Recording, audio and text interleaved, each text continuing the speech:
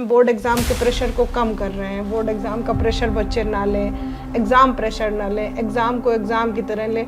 बच्चों को हम केवल परसेंटेज नहीं देते हैं, सब्जेक्ट का नाम और कितने मार्क्स मिले और नीचे पास लिखा होता है खाली। Hello everyone, this is your Roshan भैया। सो बच्चों, आप हमें एक बार कमेंट करके ज़रूर बताना कि इस साल आप क्लास 10th की बोर्ड परीक्षा दे रहे हो या फिर क्लास 12th की बोर्ड एग्जामिनेशन दे रहे हो। बेसिकली इस वीडियो में अभी मैं आप लोग को बताने जा रहा हूँ कि 2025 की ये जो बोर्ड परीक्षा होने जा रही है, इसमें ज़्यादातर बच्चों को फेल नहीं किया जाएगा। अब इसके पीछे का क्या रीज़न है, कुछ गुड न्यूज़ है आपके लिए। वीडियो को एंड तक देखोगे, आपको सारी चीज़ें समझ में आ जाएंगी। हालांकि अगर आपको कुछ लोग ये अगर बोलते हैं कि बिल्कुल ही कोई फेल नहीं करेगा, तो ये भी पूरी तरह से गलत है। कुछ स्टूडेंट्स हो सकते हैं जो फेल हो सकते हैं। अब सवाल आ जा रहा है कि सर कैसे स्टूडेंट्स हैं जो फेल हो सकते हैं। तो वैसे स्टूडेंट जो या तो इंटरनल असेसमेंट में या फिर थ्योरी पेपर में किसी भी सब्जेक्ट में वो अब्सेंट हो जाएं, तो ऐसे कंडीशंस पे बच्चों को फेल किया जा सकता है। पहला रीज़न है।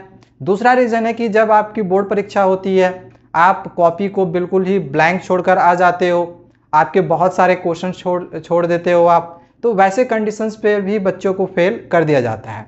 एटलीस्ट मतलब इतना तो आपको कोशिश करना है ना कि गलत ही सही, बट हम सारे क्वेश्चंस को अटैम्प्ट करें। एक दो क्वेश्चन छूट जाता है तो उसका बात अलग होता है। लेकिन जब भी आपकी कोई भी एग्जामिनेशन होती है, चाहे वो बोर्ड परीक्षा हो या फिर कोई भी अदर, तो आपको पूरा क्वेश्चन अटैम्प्ट करना है। एंड आपको एक चीज़ पता होना चाहिए, खास करके जो बोर्ड एग्जामिनेशंस की जो कॉपियों की चेकिंग होती है, तो टीचर को आपके बारे में बिल्कुल भी कुछ पता नहीं होता है कि आप कौन हो, किन की कॉपी जो टीचर होते हैं वो जांच कर रहे होते हैं। तो आप कभी भी साई फील मत करना कि मैं कुछ लिखूंगा तो टीचर हंसेगा, ऐसा कुछ भी नहीं होता है। टीचर के पास इतना समय नहीं होता है कि आपके हर एक लाइन को अच्छे से वो पढ़ के कॉपियों की जांच करे। तो मेरी इस बात को अच्छे से ध्यान में रखो कि आंसर्स पूरा लिखना, आप बिल्कुल भी फेल नहीं करोगे, भले ही गलत ही सही, बट सारे क्वेश्चंस को अटेम्प्ट करना और आंसर सारे क्वेश्चंस का करके आना, ठीक है। तो मैंने दो कंडीशन सबसे पहले आप लोगों को बता दिए कि किन दो कंडीशंस की वजह से जो बच्चे हो सकते हैं वो फेल हो सकते हैं, ठीक है। चलिए अब मैं आप लोगों को बताता हूँ कि क्यों ऐसा है कि बच्चे फेल नहीं करेंगे। क्या बच्चों के लिए गुड न्यूज़ है 2025 बोर्ड परीक्षा के लिए? चलिए मैं आपको एक एक करके बताता हूँ। देखो, सबसे पहली जो गुड न्यूज़ है वो आपके पासिंग मार्क्स को लेकर है, खास करके क्लास 10th वालों का। क्लास 12th वालों का पासिंग मार्क्स थोड़ा सा हार्ड है। क्यों हार्ड है भाई? क्योंकि इनके जो थ्योरी पेपर होते हैं, इनको अलग से पासिंग मार्क्स लाना रहता है, और जो प्रैक्टिकल या फिर इंटरनल असेसमेंट होते हैं, इनमें इनको अलग से पासिंग मार्क्स लाया जाता है, मतलब लाना पड़ता है। जैसे कि क्लास 12th का जो थ्योरी पेपर होता है, वो अगर 80 मार्क्स का होता है तो उन्हें 27 से ज़्यादा, मतलब 27.5 लाना कंपलसरी होता है। 27 भी लाते हैं तो पास हो जाते हैं। एंड अगर कोई पेपर 70 मार्क्स का होता है तो उन्हें 23 या 24 नंबर लाने होते हैं।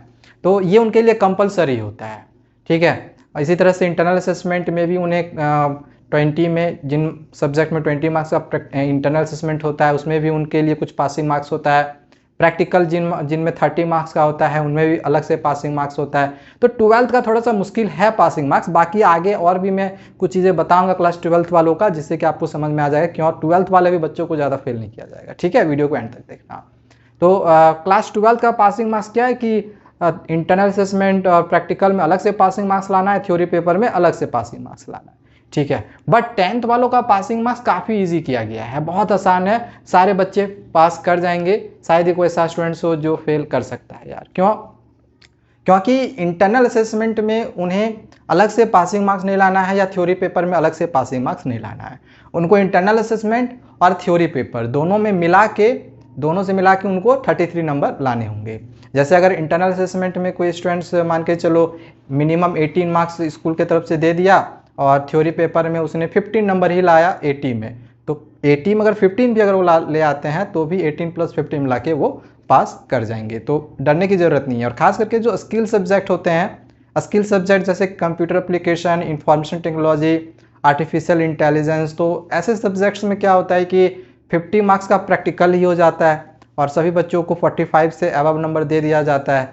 तो अगर आप थ्योरी पेपर में 0 नंबर भी लाते हो ना, फिर भी आप स्किल सब्जेक्ट में पास कर जाते हो। तो स्किल सब्जेक्ट का आप टेंशन ही नहीं लेना है कि मेरे कितने मैं पास कर पाऊंगा या नहीं कर पाऊंगा, मैंने कभी पढ़ा या नहीं पढ़ा है, क्योंकि बच्चे टेंशन लेते हैं, क्योंकि स्किल सब्जेक्ट पूरे साल भर नहीं पढ़ते हैं, डायरेक्ट एग्जाम देने के लिए जब एग्जाम रहता है उसके एक या 2 दिन पहले ही पढ़ते हैं।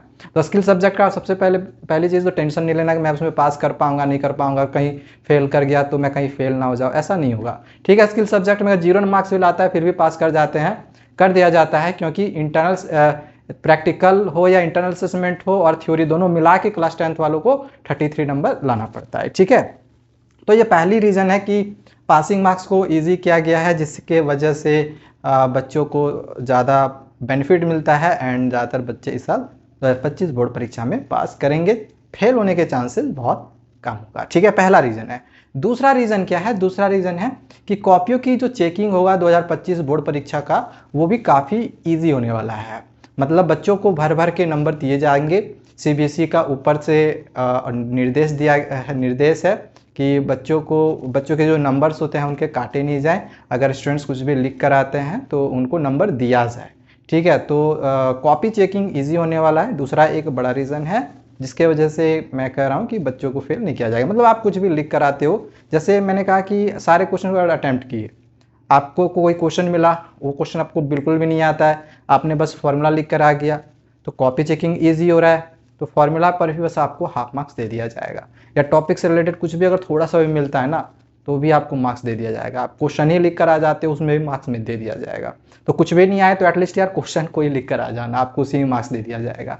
मेरी बातों को ध्यान से समझना, कोई भी फेल नहीं होगा अगर मेरी बात ध्यान से समझोगे तो। ठीक है, दूसरा चीज़ क्या है कि कॉपी चेकिंग ईजी किया जाएगा। तीसरा क्या है कि बाय द वे ऐसा हो कि हम किसी सब्जेक्ट में फेल हो गए, किसी एक सब्जेक्ट में। अब किसी एक सब्जेक्ट कहने का मतलब है कि जैसे आपका मैथमेटिक्स और साइंस है, अगर ये 2 ऐसे सब्जेक्ट्स हैं जो हमारे मेन सब्जेक्ट्स होते हैं, अगर इन दोनों सब्जेक्ट में किसी एक में अगर आप फेल हो जाते हो तो आपका जो एडिशनल सब्जेक्ट होगा, जैसे मैंने अभी बात किया, कुछ स्किल सब्जेक्ट्स होते हैं, information technology, computer application, artificial intelligence वगैरह और भी बहुत सारे होते हैं। तो जिस भी सब्जेक्ट में आप फेल करोगे तो इसके मार्क्स स्किल सब्जेक्ट से रिप्लेस हो जाएगा एंड देन फिर आप पास कर दिए जाते हो। तो स्किल सब्जेक्ट के मार्क्स जोड़ के आपको पास कर दिया जाएगा। तो ये भी एक बड़ा कारण है कि अगर किसी एक सब्जेक्ट में आप फेल भी हो जाते हो तो भी आपको पास भाई कर दिया जाता है। ठीक है, तो ये 3 रीज़न हमने बताए। अब जो चौथा रीज़न है वो है NEP 2020। अब ये जो NEP 2020 है, ये 2020 में आई थी न्यू एजुकेशन पॉलिसी, जिसमें इस NEP में ये लिखा गया है कि बच्चों को इनकरेज करना है एंड किसी भी स्टूडेंट्स को फेल नहीं करना है। लेकिन ऐसा नहीं है कि NEP में बोल दिया कि कोई भी स्टूडेंट्स को फेल नहीं करेगा, तो ऐसा नहीं, कोई बच्चे फेल नहीं करते हैं। इधर 1-2 सालों से देखा जा रहा है कि बहुत सारे बच्चे फेल कर भी रहे हैं। तो फेल होने का रीज़न केवल 2 ही है, जो कि मैंने शुरू में ही बताया। ठीक है, तो फेल होते भी हैं तो केवल 2 रीज़न है। उन दोनों चीज़ों से आप बच्चों, जो मैंने शुरू में ही बताया, फिर आप कभी भी फेल नहीं करोगे, क्योंकि NEP 2020 भी यही कर रही है कि बच्चों को इनकरेज करना है, उनको ज़्यादा से ज़्यादा नंबर देना है एंड उनको पास करना है, उनको फेल नहीं करना है। फिर भी कोई बच्चा फेल होना चाहे, बिल्कुल ब्लैंक छोड़ कर आए, कॉपी कुछ भी नहीं लिखे, अपसेंट हो जाए, तो भाई क्या ही करेगी CBSE, समझ सकते हो। एंड 5वां और सबसे इम्पॉर्टेंट चीज़ जिसके वजह से बच्चे बिल्कुल भी फेल नहीं करने वाले हैं, वो है कि अब बच्चों को ग्रेस मार्किंग और मॉडरेशन पॉलिसी मिलने वाली है। अब सर ये ग्रेस मार्किंग क्या है? तो ग्रेस मार्किंग बच्चों कुछ ऐसा है कि मान के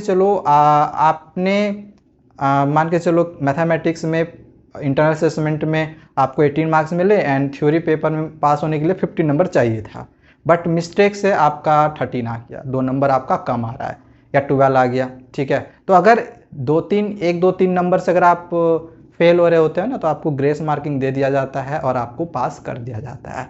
तो अगर आप 2-3 नंबर से फेल भी होगे, डरने की जरूरत नहीं, आपको पास कर दिया जाएगा। ठीक है, इसी तरह से मॉडरेशन पॉलिसी। अब मॉडरेशन पॉलिसी क्या है, तो इसको जानने के लिए आपको हमारी दूसरी वीडियो को देखना होगा, तब तक हमारे चैनल को सब्सक्राइब करके जरूर रखना होगा, ताकि आपको मैं मॉडरेशन पॉलिसी को लेकर अच्छे से समझाऊँ। क्योंकि मॉडरेशन पॉलिसी एक ही वीडियो में समझा पाना पॉसिबल नहीं है।